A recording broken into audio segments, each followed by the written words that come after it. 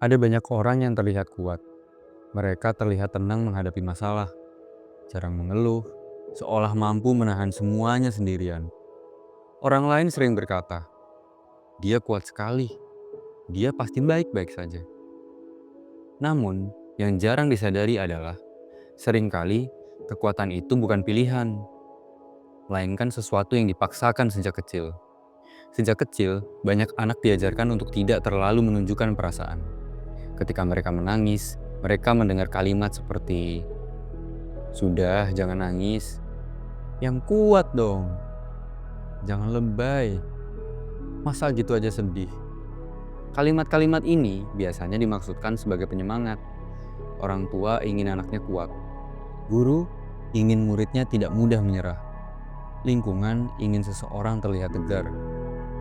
Namun, tanpa disadari, kalimat seperti ini bisa menjadi toxic positivity.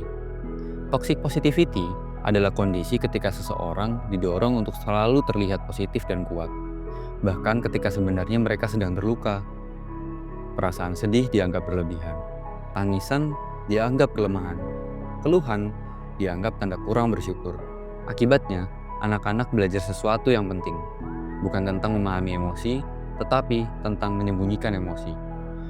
Mereka belajar bahwa jika sedih, harus diam. Jika takut, harus ditahan. Jika lelah, harus tetap kuat. Pelan-pelan mereka tumbuh menjadi orang yang terlihat tangguh. Mereka menjadi orang yang selalu diandalkan, selalu diminta membantu, selalu dianggap mampu menghadapi semuanya. Namun, di dalam dirinya ada banyak emosi yang tidak pernah sempat diproses. Ada sedih yang tertimbun, ada marah yang tidak pernah boleh keluar, ada rasa takut yang terus disembunyikan. Semua disimpan rapat, karena sejak kecil mereka diajarkan bahwa menjadi kuat berarti tidak boleh terlihat rapuh. Masalahnya, emosi yang terus ditekan tidak pernah benar-benar hilang. Ia hanya bersembunyi.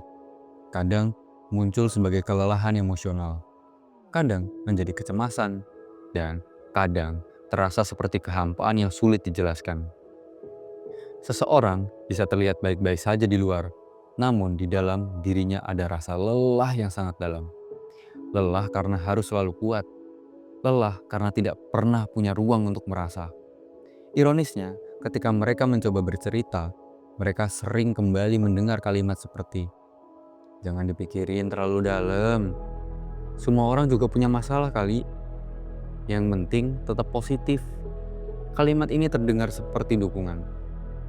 Namun, bagi seseorang yang sedang berjuang dengan perasaannya, kalimat itu bisa berasa seperti penolakan.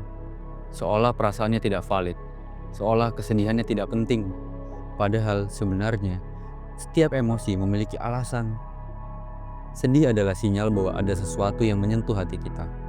Takut adalah cara tubuh melindungi kita. Marah bisa menjadi tanda bahwa ada batas yang dilanggar. Emosi bukan musuh yang harus disingkirkan. Dan emosi adalah bahasa dari diri kita sendiri. Bahasa yang memberitahu apa yang sebenarnya kita butuhkan. Ketika sejak kecil seseorang tidak diberi ruang untuk merasa emosi, ia mungkin tumbuh menjadi orang yang kesulitan memahami dirinya sendiri. Ia mungkin sulit mengatakan bahwa aku sedang sedih.